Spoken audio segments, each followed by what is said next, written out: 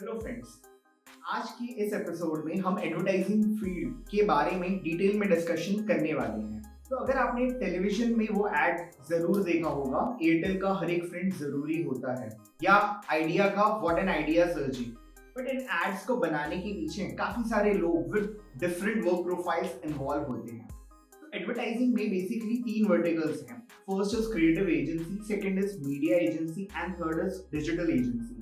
तो आज इस वीडियो में हम क्रिएटिव एजेंसी के बारे में डिटेल में डिस्कशन करने वाले हैं, जिसमें हम various verticals, study routes, qualities required, salary expectation and market outlook के बारे में डिटेल में डिस्कशन करने वाले हैं।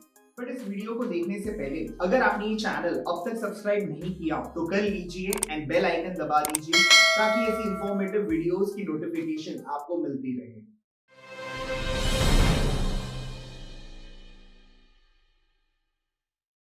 तो क्रिएटिव एजेंसी वो एंटिटी है जो प्रिंट, टेलीविजन एंड रेडियो के लिए कैंपेन्स बनाते हैं। तो ये ट्रेडिशनल एडवर्टाइजिंग एजेंसी है जो कैंपेन्स प्लान करते हैं, उसको प्रोड्यूस करते हैं, देन उसको न्यूज़पेपर्स, बिलबोर्ड्स, टेलीविजन वगैरह में प्लेस करते हैं।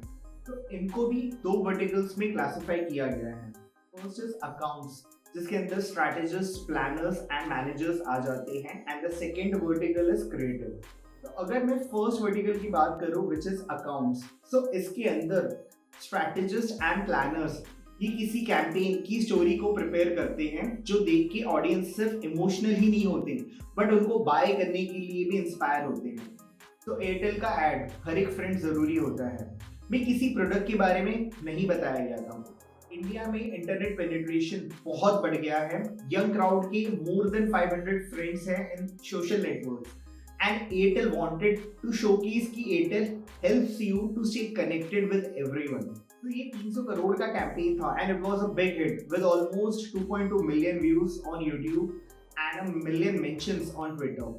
So now the question is कि how strategy and planning team works to create stories। तो first ये क्लाइंट से उनका प्रॉब्लम स्टेटमेंट सुनते हैं कि what they want to achieve। Then ये कस्टमर्स को एनालाइज करते हैं about their socio economic profiles, habits, concerns, goals, believes and passion.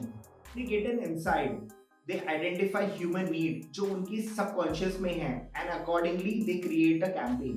They find a brand truth and a unique and motivating fact, and उसके बाद they create the positioning, how the brand truth connects with the customer insight. So let me give you an example of an insight। तो अगर client की expectation है that I want my house to look like a rich person's house, even little beyond by means if possible. तो ये brand था Asian Paints and the tagline was ये सिर्फ दिखता महंगा है। The second profile in this domain is account manager. तो generally ये बिजनेस एस्पेक्ट्स हैंडल करते हैं and do business development, and they are the link between the client and the agency। So basically they meet with the client, they identify the opportunities, then they pitches the agency, they prepare the brief with the client for the strategy, and they manage the deadlines also and deliverables for the client। Creative agency में अब हम second domain के बारे में discuss करेंगे which is creative। तो creative vertical में we have creative directors, art directors, copywriters जो इन स्टोरीज, कैरेक्टर्स एंड इमेजेस से ब्यूटीफुल एड प्रोड्यूस करते हैं। तो कॉपीराइटर्स स्क्रिप्ट्स बनाते हैं and they take care of the words and dialogues. Art directors and designers they create the images and other visual elements. Creative director team को lead करते हैं and they present the final creative design to the client. तो अगर मैं qualities की बात करूं जो इस फील्ड में चाहिए, so as a media professional आप में रिसर्च स्किल्स होनी चाहिए to figure out important aspect of the market which is crucial for strategy building. आप में क्रिएटिव आइडिएशन स्किल्स होनी चाहिए, and if you think out of the box then it creates a great impact. For example आपने अपग्रेड का ad देखा ही होगा जिसमें एक डोंकी यूज किया जाता है to showcase an important aspect of skills over degree. तो आप में राइटिंग एंड डिजाइन स्किल्स भी होने चाहिए, and if you have the ability to work under pressure then this is a great field to work for. तो अगर मैं salary expectations की बात करूं, so for creative and content domain starting salary होती है 2 से 3 लाख पर एनम की। 10 साल बाद ये 15 से 24 लाख के आसपास हो जाता है, and peak salaries in this domain is 40 lakh to 1 CR. For strategy and management domain, starting salary होती है 6 से 8 लाख per annum. 10 साल बाद ये 18 से 36 लाख हो जाता है, and peak salary again it is between 40 lakhs to 1 CR. तो अगर मैं स्टडी रूट्स की बात करूँ, तो फॉर क्रिएटिव सेक्शन आप BFA या MFA इन ग्राफिक डिजाइन, आर्ट या वेब डिजाइन कर सकते हैं.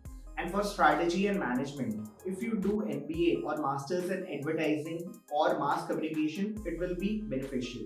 तो अगर मैं market outlook की बात करूँ तो in 2020 the Indian advertising industry was valued at over 564 billion Indian rupees and it was projected to reach up to 700 billion by 2022. The industry had grown at a rate of 11.59% in the given time frame and was poised for further growth on the back of rapid digitalization in the upcoming years. So इस industry को broadly classify कर सकते हैं into various domains like we have television advertising, print advertising, radio advertising, we have internet या online advertising, mobile advertising and outdoor advertising. So India's digital advertising market is expected to grow at a CAGR of 33.5% to cross the 25,000 crore mark by 2020. So with over 560 million internet users, India is the second largest online market in the world, ranked only behind China. And it was estimated by 2023 there would be 650 to 700 million internet users in this country. तो बहुत बड़ा shift आया है advertising industry में due to internet and social media. तो this is all about creative advertising. I hope आपको ये video informative लगी होगी. So gives a like button to this video ताकि यूट्यूब एल्गोरिथम इस वीडियो को ज्यादा लोगों तक पुश करे. हमारे चैनल का यही पर्पस है to create awareness for careers.